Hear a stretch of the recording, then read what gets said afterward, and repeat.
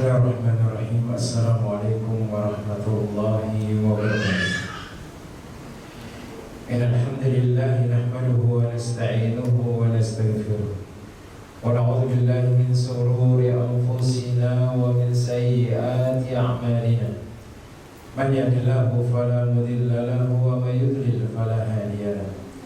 Wa asyhadu an la ilaha illallah wahdahu la syarika lahu al-mulku wa lahu al-hamdu wa huwa ala kulli syai'in qadir.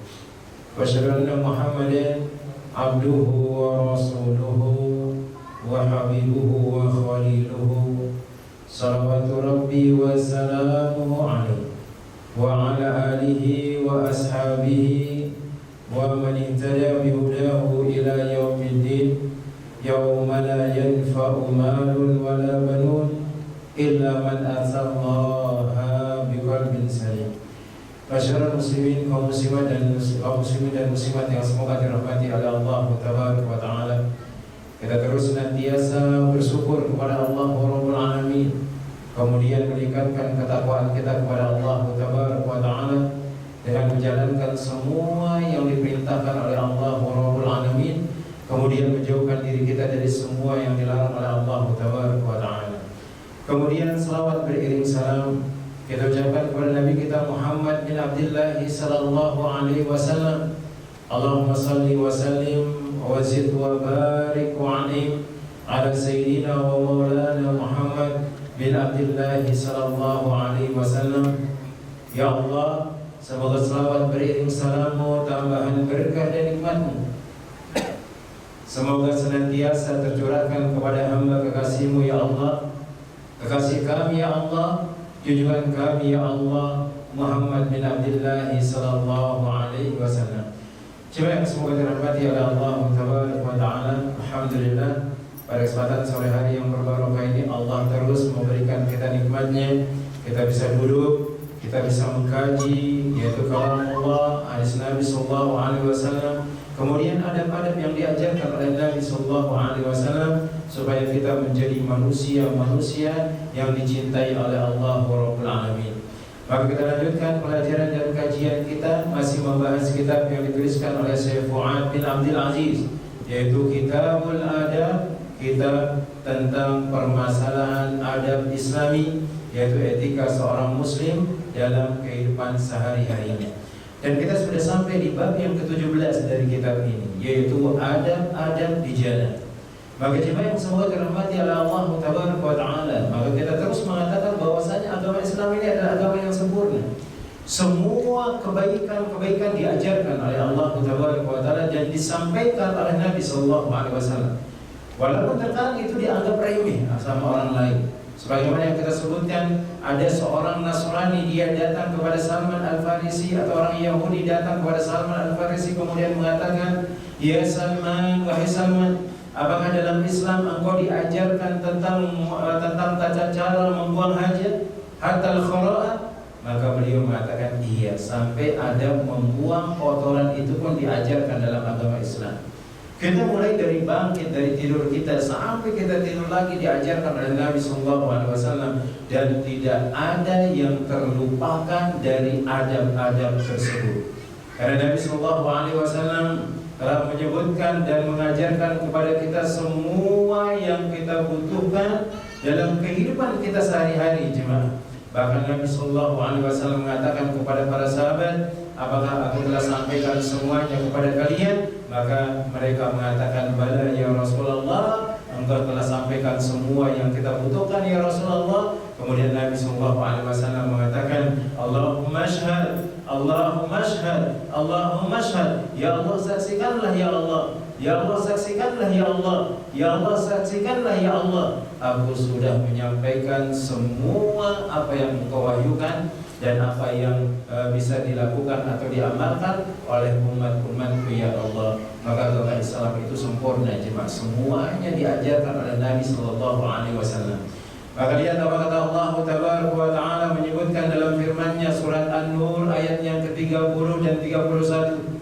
Allah Rabbul Alamin mengatakan tentang permasalahan adab ini, "Kullil mu'minina yaghudduna min absarihim wa yahfazuna furujahum." Maka katakan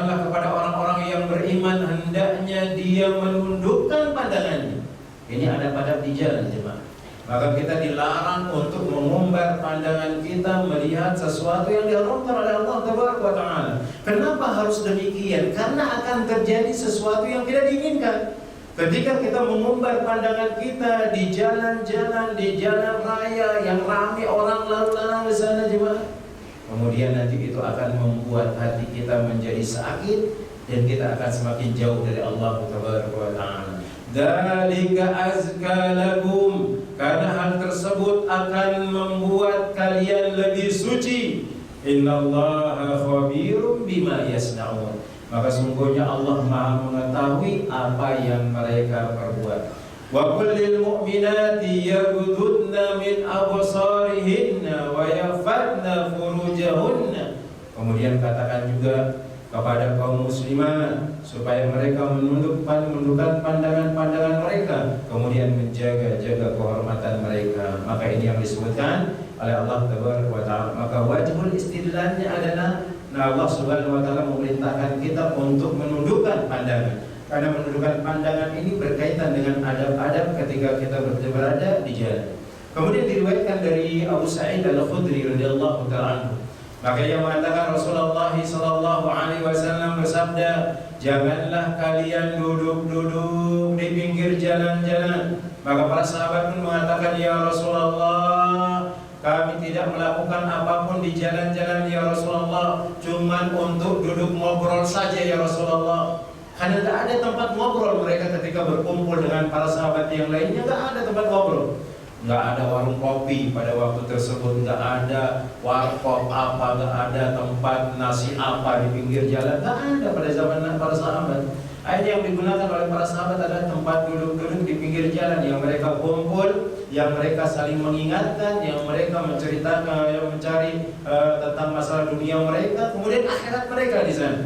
Maka Nabi Shallallahu Alaihi Wasallam mengatakan, apabila yang kalian inginkan hanya duduk-duduk, maka hendaknya kalian memberikan hak jalan tersebut. Maksudnya kalau memang tidak ada tempat lain, kemudian duduk di dekat pinggir jalan, maka silakan boleh. Kata Nabi Sallallahu Alaihi Wasallam, silakan boleh. Kalau memang itu perlu. Berarti kalau nggak perlu nggak boleh kita duduk-duduk, karena banyak sesuatu yang akan kita alami, yang akan kita lihat, yang memang terkadang hal itu adalah diharamkan oleh Allah Taala. Kemudian Nabi SAW mengatakan tafadhol, berarti nggak jadi mengapa. Yang jelas engkau memberikan hak jalan tersebut. Maka para sahabat pun berkata kepada Nabi Sallallahu Alaihi Wasallam, ya Rasulullah, apakah hak jalan tersebut atau apa hak jalan tersebut? Maka Nabi Sallallahu Alaihi Wasallam diantaranya adalah menundukkan pandangan kalian, karena terkadang di jalan raya itu banyak orang yang mengumbar auratnya, dan melihat aurat seseorang itu hukumnya adalah haram dan akan membuat sakit hati kita, akan membuat kita jauh dari Allah Taala, karena kita menikmati sesuatu yang diharamkan oleh Allah Taala. Kemudian yang kedua kata Nabi Sallallahu Alaihi Wasallam, jikalau kalian duduk di pinggir jalan tuh, jangan engkau sampai mengganggu orang lain, engkau tahan, jangan sampai ganggu orang lain, atau jangan sampai kalian mengusiri orang lain. Kadang-kadang kan orang kalau lagi duduk di pinggir jalan, ada cewek lewat, diganggu-gangguin. Cuma dalam agama Islam ini nggak boleh. Ini ada sesuatu yang diharamkan oleh Allah Taala. Kemudian yang ketiga kata Nabi Sallallahu Alaihi Wasallam, kalau ada orang salam kepada kalian, maka jawablah salam. Atau kalian menyampaikan salam kepada mereka, maka silakan. Mau yang berjalan kaki duluan atau yang duduk duluan, maka siapa yang lebih dahulu untuk salam kepada saudaranya, maka itu yang terbaik. Kemudian yang berikutnya kata Nabi Sallallahu Alaihi Wasallam adalah amar ma'ruf nahi munkar. Engkau menyampaikan kebaikan di sana, memberikan hak orang yang lewat, kemudian engkau juga mencegah perbuatan-perbuatan yang mungkar jikalau memang bisa untuk dicegah. Karena orang yang amar ma'ruf nahi munkar ini juga harus melihat kondisi dia. Gak semua yang dia lihat di jalan raya itu dia langsung sikat misalnya, nggak boleh. Karena ternyata Nabi SAW mengajarkan kepada kita, idza ra'a minkumul munkar falyughayyir biyadihi. Kalau kalian melihat kemungkaran, maka engkau rubah dia dengan tangan. Ini kalau memang dia memiliki kekuasaan. Ada perempuan pakai baju seksi tampar misalnya, nggak boleh. Ini bukan nggak ada kekuasaan kita dengan hal tersebut. Dia mengumbar auratnya misalnya, dia memamerkan auratnya, dalam agama Islam itu nggak boleh. Itu ada sesuatu yang haram dan perlu kita ingkari, tapi kita tidak bisa dengan tangan. Maka silakan dengan menasihatinya, tapi menasihatinya dengan lemah lembut, bukan mencaci maki dia, bukan menghina dia. Mungkin dia melakukan hal tersebut masih ada syubhat pada dirinya, masih ada keraguan tentang agamanya, atau mungkin dia nggak paham dengan hal tersebut. Kemudian kalau nggak bisa, kata Nabi SAW, fa bi qalbihi wa dzalika adaqul iman. Maka hendaknya dia rubah dengan hatinya atau dia ingkari dengan hatinya, maka itulah selemah-lemah iman. Kemudian di sini jemaah yang semoga dirahmati oleh Allah Tabaraka wa Taala, Syekh Fuad bin Abdul Aziz, beliau menyebutkan di antara adab-adab ketika berada di jalan. Adab-adab ketika kita berada di jalan, maka yang pertama adalah wajib menunaikan hak-hak jalan, yaitu hak-hak jalan yang disebutkan oleh Nabi SAW yang tadi adalah dia menundukkan pandangannya, dia menahan gangguan, menjawab salam, amal ma'ruf nahi mungkar, dan juga hak-hak yang tidak sebatas itu saja, yang ketika mungkin ada yang memerlukan maka kita tidak boleh menghalanginya, kemudian yang lainnya. Maka hal di atas hanya sebagian saja jemaah. Dan hadis-hadis lainnya menjelaskan hak-hak jalan selain yang disebutkan ini. Maka diketahui bahwa hal-hal di atas bukan hanya sekedar pembatasan atau bukan pembatasan. Berarti hak jalan itu menundukkan pandangan, kemudian tidak ganggu orang, jawab salam, amar ma'ruf nahi munkar. Bukan sebatas itu kata beliau di sini. Dan itu bukan pembatasan dari Nabi SAW. Bukan seperti Nabi SAW. Dan di antara hak jalan itu ketika ada orang mungkin kesulitan untuk cari alamat, maka ayo kita tunjukkan dia mana alamat tersebut. Kalau memang kita tahu, kalau memang kita tidak tahu, kita bantuin dia dan seterusnya. Nah, kemudian beliau menjelaskan di sini satu persatu yang disebutkan oleh Nabi SAW di antara hak-hak jalan tersebut yang tadi disebutkan dalam hadis Nabi SAW. Yang pertama adalah menundukkan pandangan. Maka perintah menundukkan pandangan ini berlaku untuk laki-laki dan perempuan dengan batasan yang sama, jemaah. Karena melepaskan pandangan kepada perkara yang diharamkan oleh Allah, maka itu bisa mendatangkan azab dalam hati dan membuat kita sakit, jemaah. Karena ketika kita melihat sesuatu yang haram, kadang-kadang akan terlintas dalam hati kita, oh akan seperti ini, akan seperti ini, dan akan membuat sakit hati kita tersebut. Maka di sini Nabi SAW mengajarkan kita jaga pandangan kalian. Jangan sampai pandangan kalian itu tertuju kepada hal-hal yang haram, karena akan mendatangkan azab dalam hati dan membuatnya sakit. Dan dia menyangka bahwa hal itu akan memberikan ketenangan baginya dan memperindah hatinya. Lah, dulu melihat sesuatu yang haram itu mungkin kita terladut dengan hal tersebut, menikmatinya, tapi menikmatinya hanya sebentar saja. Dan setelahnya akan datang dampak yang akan membuat kita gelisah, kemudian akan membuat dan menyiksa hati kita dan seterusnya. Maka beliau mengatakan, akan tetapi prasangkaan tersebut sangat jauh. Yang azabnya paling besar di antara mereka adalah orang-orang yang kecanduan, yang dia mau ke pinggir jalan untuk cuci mata, katanya jemaah. Orang ke pinggir jalan memberikan hak jalan, dia datang ke pinggir jalan. Istilah orang-orang sekarang adalah duduk untuk mencuci mata. Sebenarnya kalau mencuci mata itu engkau beli sunlight, engkau taruh di matamu, kemudian engkau gosok dia biar bersih. Itu mencuci mata. Bukan mencuci mata tanpa membuat dia merah, tanpa membuat hati itu sakit lah. Itu bukan mencuci mata, membersihkan matanya, tapi dia mendatangkan penyakit-penyakit yang akan membuat dia diazab oleh Allah Taala. Maka sebagaimana Ibnu Taimiyah mengatakan, sengaja memandang akan mewariskan kepada hati kecintaan yang akan menyebabkan seorang diazab. Karena orang kalau cinta dengan hal yang haram itu, dia akan diazab dengan membuat hatinya itu tidak akan merasa tenang kalau dia tidak melihat, tidak akan merasa tenang kalau dia tidak merasakan. Hati-hati, maka setan itu pun akan menyeru dia untuk melakukan perbuatan haram. Dan kita tahu Allah Jalla Jalaluhu mengatakan, inna wala ubarri'u nafsi inna nafsa la ammaratun bisu. Maka aku tidak mensucikan diriku, kata Nabi Yusuf alaihissalam, karena jiwa itu mengantarkan kepada perbuatan yang buruk.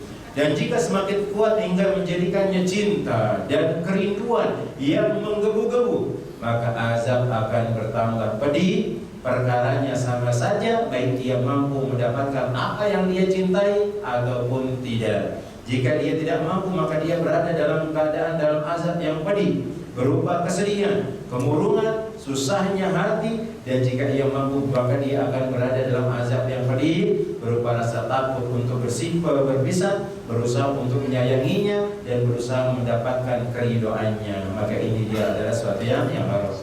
Kemudian beliau mengatakan, dan asal mula semua itu adalah pandangan.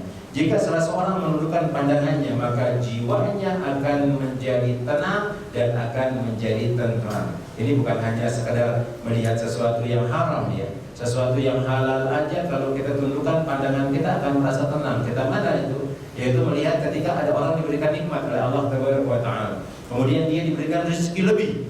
Maka kita kalau tundukkan pandangan, tidak menggubris nikmat yang diberikan oleh Allah kepada orang tersebut, walaupun memandangkan gak haram. Lihat ada orang sudah beli mobil 2, dia punya 3, kemudian dia punya harta banyak, beli ini, beli itu. Kemudian kita tundukkan pandangan kita tidak memperhatikannya, kita akan merasa tenang. Karena kalau kita sibuk melihat kelebihan orang lain, kemudian kita iri dengan hal tersebut, maka akan membuat dada kita sesak, kemudian pikiran kita akan menjadi kacau, dan kalau pikiran, maka kesehatan pun akan terganggu dan seterusnya. Maka syariat yang suci ini tidak melalaikan segala sesuatu. Terkadang manusia yang suatu atau segala sesuatu yang terkadang manusia terjatuh ke dalamnya tanpa sengaja. Bahkan syariat memerintahkan laki-laki yang telah melihat wanita asing tanpa sengaja untuk memalingkan pandangannya dan jangan berlama-lama memandangnya, apalagi kalau itu adalah yang haram, kelihatan auratnya, kelihatan mungkin yang tidak boleh ditampakkan kecuali kepada mahramnya, maka jelas itu akan membuat dia terganggu dan yang lainnya. Maka memandang secara tiba-tiba adalah memandang seorang wanita asing tanpa sengaja, tidak ada dosa baginya. Kalau nggak sengaja, kalau sepintas, maka itu tidak berdosa. Dia lagi duduk, tiba-tiba ada yang lewat, kaget dia. Tapi kagetnya ini memandang, kemudian dia palingkan pandangannya, maka kata Nabi SAW itu tidak berdosa. Tapi apabila seorang laki-laki berlama-lama, ia taladdu, dia menikmati pemandangan tersebut, terlihat auratnya, apalagi kalau misalnya ada orang yang berjoget-joget, kemudian auratnya ditampakkan di sana, kemudian dia menimbulkan keluar syahwatnya misalnya, maka jelas itu adalah perbuatan yang dosa. Dan demikianlah yang disebutkan oleh Al-Imam An-Nawawi Asy-Syafi'i rahimahullah ta'ala, yaitu imam kita dari mazhab Imam Syafi'i. Ini yang pertama.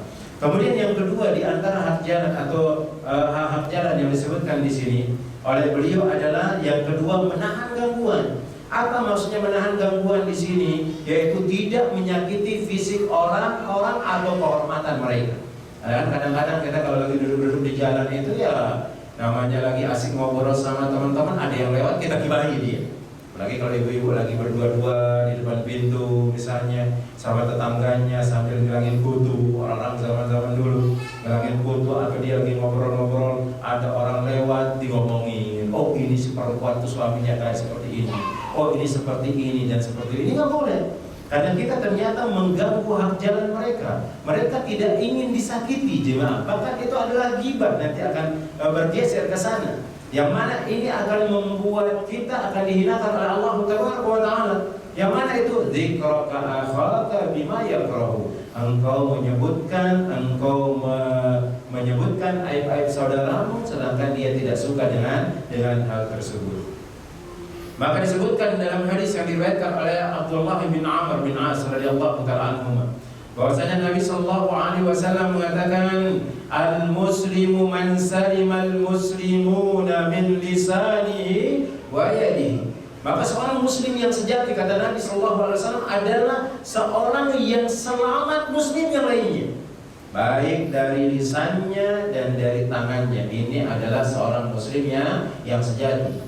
Dia tidak mudah mengganggu saudaranya, dia tidak mudah mengganggu saudarinya, kemudian dia tidak mudah mengganggu dengan lisannya, dia tidak mudah mengganggu dengan tangannya, karena itu adalah sesuatu kezaliman yang mana itu akan diminta pertanggungjawabannya oleh Allah Taala.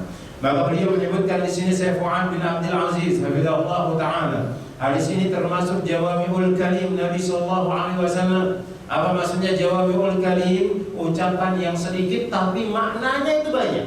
Seorang muslim adalah orang yang selamat muslim yang lainnya dari lisan dan tangannya. Berarti sudah dilengkapi. Dari lisan itu apa? Mencaci maki, menghina, menggibah, menamimah, mengadu domba di sana. Maka itu pada semua. Dengan tangan mengganggunya misalnya, menzaliminya, merampas barangnya dan yang lainnya. Ini adalah jawami'ul kalim Nabi sallallahu alaihi wasallam yang dia mencakup orang-orang yang berbicara dengan lisannya dan mengganggu orang lain dalam menjatuhkan harga diri dan mencela mereka, dan mencakup orang yang mengeluarkan lidah sebagai ejekan dan celaan. Ada orang kadang-kadang lidahnya dikeluarkan untuk mengejek orang lain. Hati-hati. Demikian pula dengan tangannya, karena gangguan yang diakibatkan oleh tangan tidak terbatas hanya pukulan saja, bahkan melalui perkara-perkara yang lainnya seperti memfitnah, memberikan kemudaratan kepada mereka, kemudian cara menulis sesuatu yang menyesatkan. Kan sekarang ada lewat media sosial, kadang kita menulis apa, kita foto orang tersebut, kemudian kita buat keterangannya, fulan ini, fulan ini, fulan ini. Maka hati-hati dalam hal tersebut jemaah. Itu akan diminta pertanggungjawaban oleh Allah Tabaraka wa Ta'ala. Dan kita pernah sampaikan, ada orang-orang yang bangkrut kata Nabi sallallahu alaihi wasallam. Siapa mereka orang-orang yang bangkrut tersebut? Orang yang bawa pahala dia. Dia bawa pahala sholatnya, pahala puasanya, pahala sedekahnya dia bawa semuanya. Tapi dia suka menzalimi saudaranya, mencaci maki saudaranya, menghina saudaranya. Kalau pada hari kiamat itu akan diambil pahalanya, dikasihkan kepada orang tersebut. Maka ketika pahalanya sudah habis, masih banyak orang-orang yang masih terganggu, terzalimi dengan dia. Itu dosa orang tersebut akan dikasihkan kepada kita.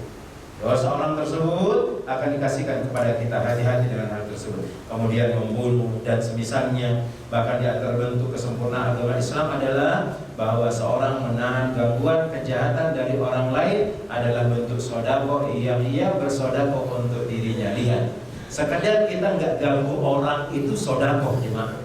Dan ini adalah amalan yang terbaik yang disebutkan oleh Nabi sallallahu alaihi wasallam. Dan ini pernah kita sebutkan juga, jemaah. Ada seorang laki-laki datang kepada Nabi sallallahu alaihi wasallam, kemudian dia mengatakan, "Ya Rasulullah, amalan apa amalan terbaik yang bisa aku lakukan?" Maka Nabi sallallahu alaihi wasallam mengatakan, "Engkau bekerja, kemudian engkau dapat upah dari kerja tersebut, engkau infakkan, engkau makan. Engkau makan, kemudian sebagainya engkau infakkan, itu yang terbaik."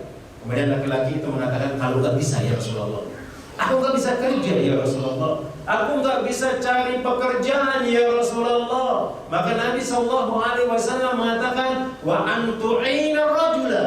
Engkau membantu orang yang angkat barangnya misalnya, atau bantu apalah. Kemudian lelaki tersebut pun mengatakan, "Seandainya kalau aku enggak bisa ya Rasulullah, enggak bisa aku mengerjakan hal tersebut." Maka Nabi sallallahu alaihi wasallam mengatakan, "Kuffa anka syarra." Maka jaga dirimu, engkau cegah dirimu jangan melakukan perbuatan yang merugikan orang lain. Berdiam diri saja, enggak melakukan kejahatan, itu sedekah untuk diri kita, jemaah. Kita dapat pahala. Apalagi ketika ada zaman-zaman fitnah, yang orang saling mencaci maki, yang orang saling menghina. Ketika melihat ada kesalahan orang lain, kemudian orang-orang ikut-ikutan menghina mereka, kita gak ikut-ikut. Karena kita tahu bahwasanya hal tersebut tidak akan mendatangkan kebaikan. Kemudian kita menadahkan tangan kita kepada Allah, kemudian kita berdoa, "Ya Allah, fulan bi fulan dia zalim, fulan bi fulan mengambil hak kita ya Allah, maka berikan dia hidayah." Itu lebih utama, mendoakan orang hidayah daripada kita mencaci makinya, apalagi kita tidak bisa mengingkari kemungkarannya dan seterusnya. Maka jemaah yang semoga dirahmati oleh Allah Tabaraka wa Ta'ala, dalam hadis Abu Dzar Al-Ghifari radhiyallahu ta'ala anhu terdapat keterangan yang sangat jelas tentang hal ini. Maka ia berkata, "Aku bertanya kepada Nabi sallallahu alaihi wasallam, amalan yang paling utama?" Maka Nabi sallallahu mengatakan, "Iman kepada Allah dan berjihad di jalannya." Kemudian aku bertanya, "Budak bagaimanakah yang lebih utama dibebaskan ya Rasulullah?" Maka beliau mengatakan, "Budak yang paling tinggi dan paling berharga bagi majikannya." Kemudian aku berkata, "Jika aku tidak sanggup melakukannya ya Rasulullah," maka Nabi SAW mengatakan, "Hendaknya engkau membantu orang untuk membuat sesuatu, atau melakukan untuk orang yang lagi bingung, atau sesuatu, atau melakukan sesuatu untuk orang yang bingung." yang dia bantu orang tersebut dan yang lainnya. Kemudian Abu Dzar pun bertanya, jika aku tidak mampu ya Rasulullah, maka beliau mengatakan hendaknya engkau menghalangi orang lain dari keburukan, karena itu adalah sedekah yang engkau bersedekah dengannya untuk dirimu. Menghalangi maksudnya kita enggak mengganggu orang lain, kita enggak menyakiti orang lain, kita enggak menzalimi orang lain, maka itu adalah pahala jemaah. Sekedar diam, tidak ikut-ikutan mengganggu orang lain, ternyata itu pahala jemaah. Seandainya kalau kita tidak bisa untuk mengingkari dengan tangan kita, kita tidak bisa dengan lisan kita, maka yang kita bisa adalah dengan hati, maka cukup diam saja. Nah, ini yang kedua. Kemudian di antara hak-hak jalan yang ketiga disebutkan oleh Syekh Fuad bin Abdul Aziz. Maka beliau mengatakan menjawab salam. Maka di antara hak-hak jalan adalah menjawab salam, dan perkara ini wajib berdasarkan sabda Nabi SAW. Ingat, menyebarkan salam itu hukumnya adalah sunnah. Tapi kalau menjawab salam, hukumnya adalah wajib. Bagaimana kalau ada orang salam kemudian kita rame-rame, Ustaz? Apakah semua kita mendoakan salam atau menjawabnya? Lebih bagusnya semua. Tapi kalau hanya satu orang yang menjawab, maka itu sudah cukup. Maka itu sudah cukup. Begitu juga ketika dia salam kepada orang lain. Dia rame-rame misalnya berjalan, kemudian satu aja yang salam, maka dia sudah menegakkan sunnah Nabi SAW. Maka lihat apa kata Nabi SAW. Beliau mengatakan, khamsun tajibu lil muslimi ala akhihi. Ada 5 perkara yang wajib ditunaikan seorang muslim kepada saudaranya. Ruddus salam, yaitu menjawab salam, ini adalah kewajiban. Wa tasmitul atish, mendoakan orang yang bersin, tapi dengan syarat dia mengatakan alhamdulillah. Ketika dia bersin, dia mengatakan alhamdulillah, maka kita mengatakan yarhamukallah. Kemudian yang bersin itu mengatakan yahdikumullah wa yuslih balakum. Ini keindahan agama Islam. Ada orang memuji Allah, kita doakan dia kebaikan. Yarhamukallah, semoga Allah merahmati engkau. Kemudian orang yang mendengar dia didoakan oleh orang lain, dia doakan juga. Yahdikumullah, semoga Allah memberikan engkau hidayah, wa yuslih balakum, kemudian memudahkan urusan kalian. Dan begitu juga salam. Ketika ada orang salam kepada kita, mendoakan keselamatan kepada kita, maka layak kita untuk membalas doa tersebut. Kita jawab juga, semoga engkau dapat keselamatan pula. Ini yang diajarkan dalam agama Islam, sehingga kita akan saling mencintai antara satu dengan yang lainnya. Maka Nabi SAW mengatakan, la tadkhulul jannata hatta tu'minu. Kalian tidak akan masuk surga sampai kalian beriman. Wala tu'minu hatta tahabu. Dan kalian tidak akan beriman sampai kalian saling mencintai. Orang itu tidak akan masuk surga kalau dia tidak beriman. Kalau orang itu tidak beriman, atau kalau orang itu tidak akan masuk surga kalau dia tidak beriman. Dan cara untuk mendatangkan keimanan itu apa? Saling mencintai. Kemudian Nabi SAW mengatakan, awa adullukum ala amalin idza fa'altumuhu tahabbtum. Maka kalian aku kabarkan, kata Nabi SAW, suatu amalan yang kalau kalian kerjakan, kalian akan saling mencintai. Mana itu? Afsus salam bainakum, menebarkan salam di antara kalian.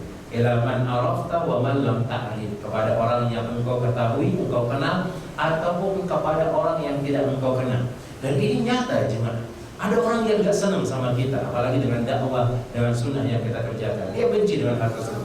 Tapi setiap kita ketemu, kita salam kepada orang itu, lambat laun ternyata dia berubah total. Dan kita alami hal tersebut jemaah. Kita alami. Walaupun dia mencaci maki kita, menghina kita, tapi kita terus salam sama mereka. Maka itu adalah di dalam salam itu ada doa keselamatan, ada doa keberkahan yang Allah akan balas dengan keberkahan pula jemaah. Kemudian jemaah semoga dirahmati oleh Allah Tabaraka wa Ta'ala, wa ijabatud da'wah, menjawab panggilan atau undangan saudara atau saudari kita, silakan. Selama undangan tersebut tidak ada perbuatan maksiat dan kita mampu. Karena kalau ada orang mengundang kita nggak ada perbuatan maksiat, undangan walimahan misalnya, tapi kita tidak ada ongkos untuk pergi ke sana, maka dia tidak jadi wajib. Maka syaratnya adalah undangan yang dia tidak ada unsur kemaksiatan di sana, keharuman di sana, kesyirikan di sana, kemudian kita mampu untuk mendatanginya, maka silakan. Wa iyadatul marid, menjenguk orang sakit juga jemaah. Ini adalah kewajiban bagi kita, apalagi kita yang sudah kenal dakwah. Ketika kita melihat ada teman pengajian kita nggak hadir, dia sakit, maka jenguk dia. Kenapa? Karena ketika saudara kita itu sakit, dia lagi di titik terendah yang mungkin dia akan bimbang dengan Allah Jalla Jalaluhu. Maka dia butuh sahabat yang mengingatkan dia. Dia butuh kepada orang yang terus mengingatkan dia kepada Allah Jalla Jalaluhu, jemaah. Dia butuh dengan hal tersebut. Maka ketika kita datang, kita ingatkan mereka, kemudian kita sampaikan kepada mereka kebaikan, berzikir kepada Allah, maka dia akan semakin tenang, dia akan semakin kuat dengan agamanya. Maka kunjungi orang-orang yang sakit juga. Dan orang-orang yang sakit ini ketika ada yang menjenguk dia akan tambah semangat dia juga, katakan semangat. Dan dia akan tambah senantiasa mengingat Allah Ta'ala, itu keberkahannya. Wattiba'ul janaiz, kemudian mengantarkan jenazah ke kuburannya. Ini boleh. Perempuan juga boleh kan? Ustaz boleh kalau itu untuk tuzakirkumul maut. Boleh, silakan. Boleh, silakan. Kalau dia memang mengingat kematian dengan hal tersebut, tapi kalau dia kesana cuma menangis merata, kemudian tidak ridho kepada orang yang meninggal dunia, maka jelas itu adalah sesuatu yang diharamkan. Kemudian kebanyakan orang meremehkan kewajiban ini dan mencukupkan salam hanya kepada orang-orang yang dikenal saja. Dan ini diantara tanda-tanda hari kiamat, kata Nabi SAW. Maka tidak akan tegak hari kiamat itu sampai kalian hanya salam saja kepada orang yang kalian kenal. Dia salam kepada orang yang dikenal saja, tapi dia tahu bahwasanya ada kaum muslimah yang sama-sama pakaiannya, walaupun dia tidak kenal, dia tidak mau salam. Maka jelas ini adalah yang dikabarkan oleh Nabi SAW. Kemudian siapa yang dia dikenakan, siapa yang dia kenal, maka dia menyalaminya atau membalas salamnya. Dan orang yang dia tidak kenal, maka dia tidak memberikan perhatian kepadanya. Ini adalah kekurangan, aib dan menyelisihi sunnah Nabi SAW. Kemudian yang berikutnya, yang keempat adalah di antara hak-hak jalan. Maka Syekh Fuad bin Abdul Aziz mengatakan wajibnya amal ma'ruf nahi munkar. Wajib amar ma'ruf nahi munkar. Kedudukan dan kadar bab ini sangat besar, kata beliau. Dengan tegaknya perkara ini, umat akan menjadi umat yang baik. Ingat, kita harus amar ma'ruf nahi munkar, tapi sesuai dengan kondisi. Jangan sampai kita mengatakan lakum dinukum waliyadi. Kadang ada orang yang mengatakan hal tersebut tidak sesuai dengan dalil yang dia sampaikan. Dia mengatakan lakum dinukum waliyadi, ya sudah, urusanku.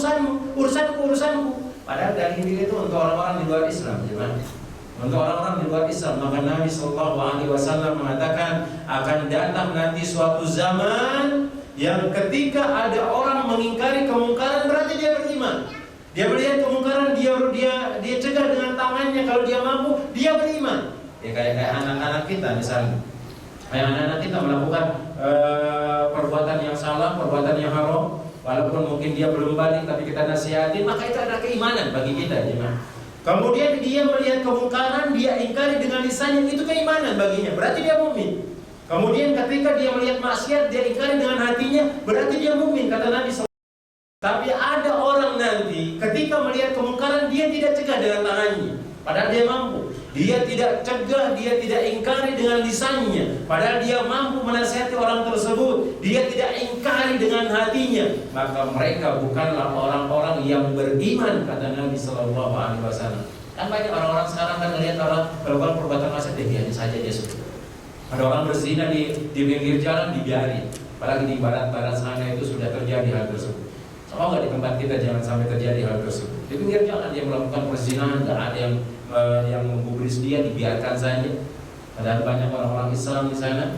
Maka hati-hati kalau sudah menyebar keburukan, walaupun ada orang yang taat di tempat tersebut, maka hati-hati. Wattaqu fitnatan la tusibannal ladzina zalamu minkum khassah. Maka takutlah kalian kepada azab, yang mana azab itu tidak khusus bagi orang-orang yang zalim saja, tapi orang-orang yang taat pun akan kena. Karena ada suatu keharaman, tapi dia tidak ingkari hal tersebut. Kemudian lihat apa kata Allah Tabaraka wa Ta'ala. Allah Jalla Jalaluhu mengatakan, kuntum khaira ummatin ukhrijat linnas maka kalian adalah sebaik-baik manusia yang dikeluarkan oleh Allah Taala untuk manusia yang lainnya. Kalian adalah umat yang terbaik. Siapa mereka? Yang dia ta'muruna bil ma'ruf wa tanhauna 'anil munkar. Yang dia memerintahkan kepada yang ma'ruf, kemudian mencegah dari perbuatan yang munkar. Wa tu'minuna billah.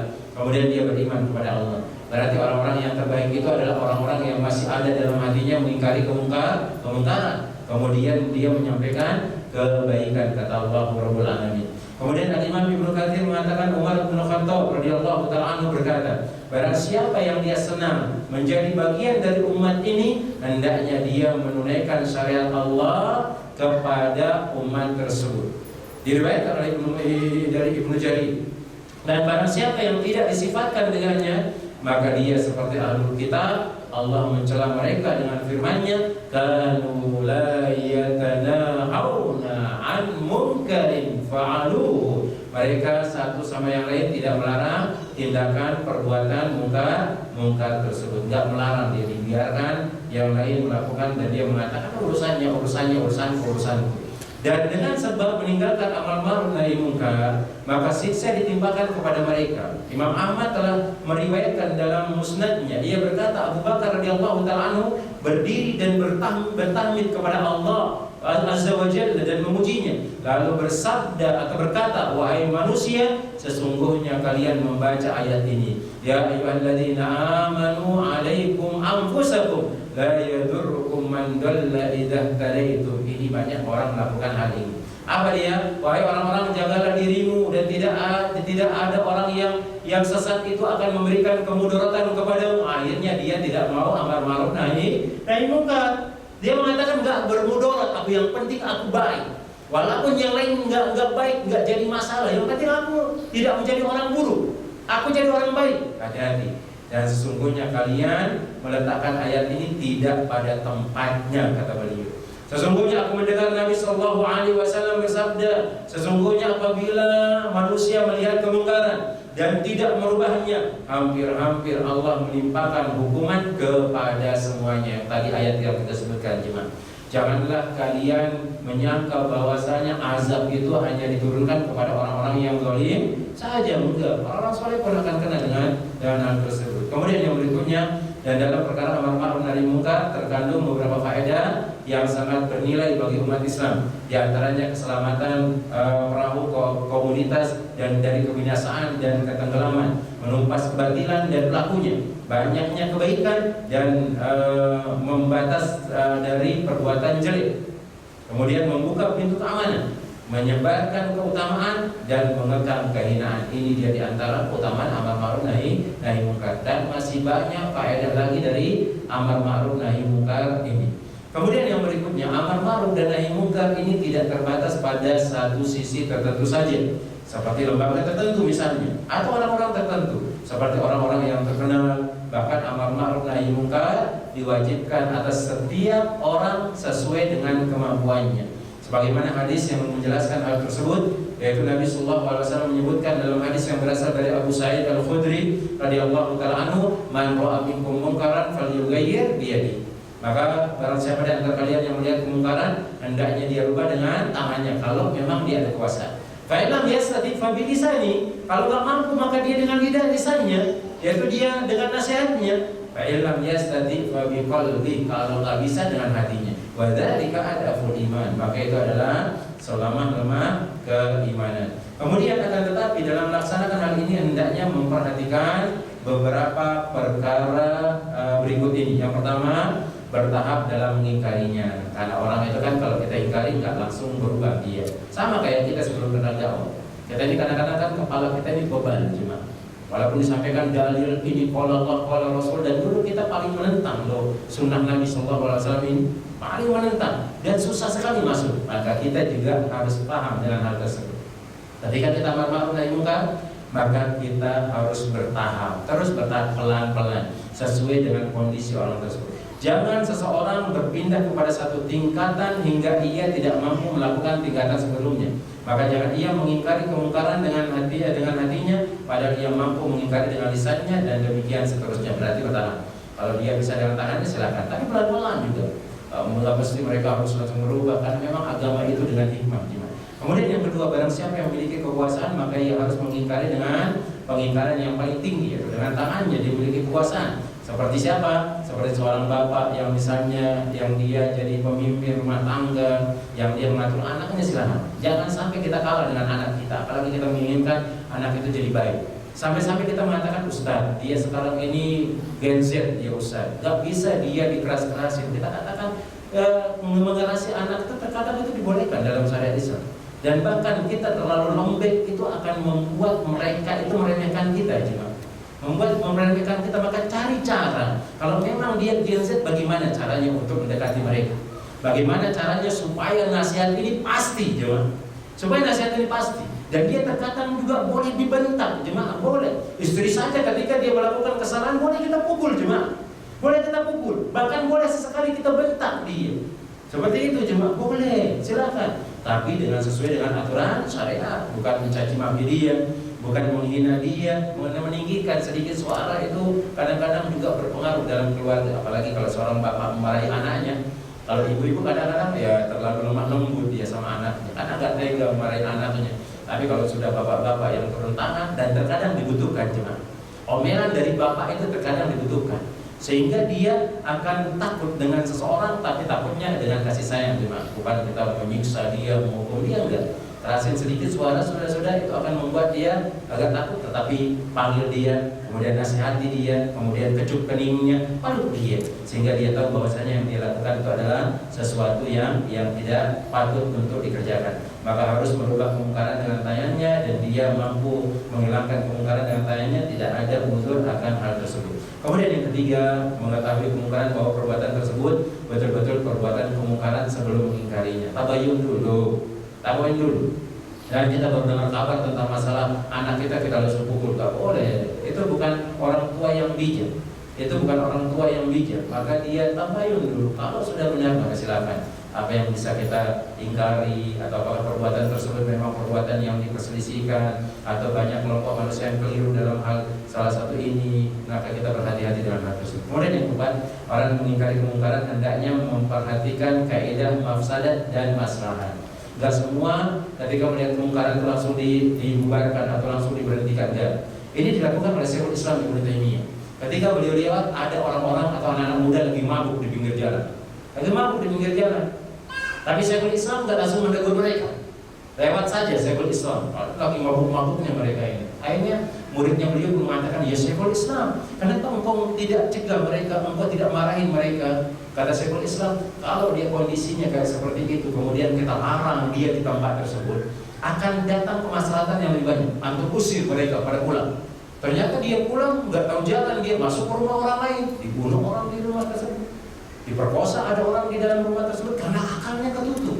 Dia emosinya meluap. Hati-hati dalam. Nah, ini kita harus paham dengan kondisi, kita tahu harus maslahatnya, kemudian yang lainnya. Kemudian kita mengingkari, kemudian juga kita lebih kuat dibandingkan mana? Ditimbang-timbang dulu dia masalahnya atau lebih kuat mafsadatnya. Maka di saat seorang mengetahui kuatnya mafsadat, dia wajib menahan agar jangan sampai ia membuka pintu kejelekan dan kerusakan. Ini seperti contoh yang kita pernah sebutkan tentang masalah seorang Arab Badui yang kencing di masjid. Seorang Arab Badui yang kencing di masjid, kan enggak ada akhlak sekali itu. Dia datang ke masjid, orang Arab Badui ini kencing di pojokan masjid dia. Para sahabat ingin melarang dia, tapi Nabi SAW mengatakan, Dahu, biarkan dia dulu. Karena Nabi SAW tahu, kalau dia cegah nanti orang Arab Badui yang kencing di pojokan masjid itu, apa risikonya? Nanti dia akan lari. Dan dia akan kencing bukan hanya di pojok saja, cuma semua masjid itu akan kotor. Air yang seharusnya cuma pojokan kita bersihkan, satu masjid itu dipek. Maka sadar. Dan ini juga dilihat dari kesehatan. Kalau orang-orang Badui itu, kalau kita itu lagi kencing, anak kencing, kemudian dikagetin misalnya, akan tertahan langsung, itu akan sakit di kandung kemih kita, jemaah. Dan itu bahaya. Dan Nabi faham tentang hal tersebut. Kemudian yang kelima adalah apabila orang mengingkari, tidak mampu melakukan tahapan pertama, maka dia ke tahapan kedua. Kalau nggak bisa, maka dia menggunakan hatinya. Kemudian yang terakhir dari hal-hal atau hak-hak di jalan, yang kelima adalah menunjukkan jalan kepada orang yang menanyakannya. Kalau ada orang bertanya, silakan sekemampuan kita. Kalau memang nggak ada, ya sudah, mau gimana lagi. Dan ini yang disebutkan oleh Nabi SAW dalam hadis Abu Hurairah tentang kisah orang-orang yang bertanya kepada Rasulullah SAW tentang hak ketika berada di jalan. Maka beliau mengatakan menunjukkan jalan kepada orang yang bertanya tentangnya. Dan dalam hadis Abu Hurairah lainnya dijelaskan bahwa menunjukkan jalan termasuk sodaqoh. Ini pahala jalan. Ada orang nanya jalan, kita tahu jalan tersebut, kasih tahu dia, maka kita akan mendapatkan pahala sodaqoh. Nabi SAW mengatakan dan menunjukkan jalan adalah sodaqoh. Allah Ta'ala mungkin ini yang dapat kita sampaikan. Maka di antara adab-adab yang diajarkan oleh Nabi SAW ketika di jalan, yaitu adalah menunaikan hak-hak jalan tersebut. Pertama, menundukkan pandangan. Kedua, menahan gangguan dia, menjawab salam kalau disalami oleh orang lain. Kemudian dia wajib amar ma'ruf nahi munkar. Kemudian menunjukkan jalan kepada orang yang menanyakan jalan tersebut, dan faedah yang lainnya pula. Nah, Allah Ta'ala mungkin kita gunakan untuk tanya jawab kalau memang ada pertanyaan.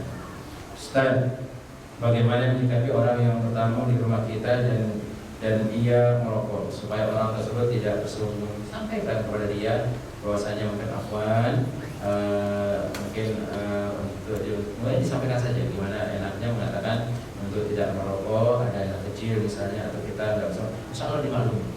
Atau mungkin ditempel di sana, karena ada sekarang tulisan no smoking kan. Nah, tidak boleh merokok di sini. Insya Allah orang paham dengan hal tersebut.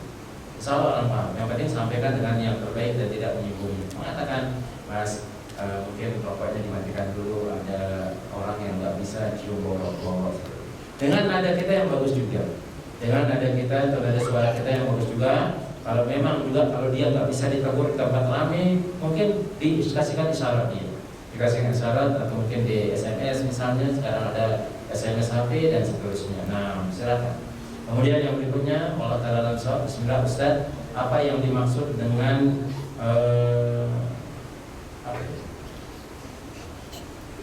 mengingkari dengan hati? Mengingkari dengan hati, mengatakan bahwasanya itu adalah tidak pantas. Mengingkari dengan hati itu mengatakan ya tidak pantas, sudah itu adalah sesuatu yang diharamkan oleh Allah, kemudian dia jauh. Kemudian dia jauhi, itu mengingkari dengan hati. Dia ingkari, itu adalah perbuatan buruk. Itu adalah mengingkari dengan hati. Ada orang kadang-kadang kan dia nggak mengingkari dengan hati. Dia sudah dia melakukan, biarin saja sudah. Yang penting bukan saya yang melakukannya, kemudian dia tinggalkan. Bukan itu yang maksudnya mengingkari dengan hati. Tapi mengingkari dengan hati, dia meyakini bahwasanya itu adalah perbuatan haram. Kemudian dia tidak mau ikut-ikutan. Kemudian doakan orang yang melakukan perbuatan buruk itu supaya dia diberikan hidayah oleh Allah Ta'ala. Nah, Allah Ta'ala mungkin ini yang dapat Anda sampaikan, dan semoga bermanfaat bagi anak pribadi, kemudian bagi kita semua. Terus kita amalkan adab-adab yang diajarkan oleh Nabi SAW dimanapun kita berada. Karena ingat, yang paling terbaik dari kalangan orang mukmin adalah kata Nabi SAW, akmalul mu'mini imanan ahsanuhum khuluqa. Sebaik-baik orang itu adalah orang yang beriman, kemudian yang paling bagus akhlaknya, kemudian yang paling banyak memasukkan orang ke dalam surga, kata Nabi SAW adalah husnul khuluq, akhlak yang baik. Semua dari kita di jalan raya, kita bersama keluarga kita, bersama istri kita, bersama suami kita, maka tunjukkan akhlak yang terbaik yang diajarkan oleh Nabi SAW, dan kita akan mendapatkan keridhaan dari Allah Rabbul Alamin. Allah Ta'ala sawab, ini yang dapat Anda sampaikan. Semoga Allah memudahkan semua urusan kita, kemudian memudahkan urusan dunia dan akhirat kita, dan masukkan kita ke dalam surganya. Amin ya Rabbal Alamin. Kita cukupkan dengan doa kafaratul majlis. Subhanakallahumma wa bihamdika asyhadu an la ilaha illa anta astaghfiruka wa atubu ilaik. Assalamualaikum warahmatullahi wabarakatuh.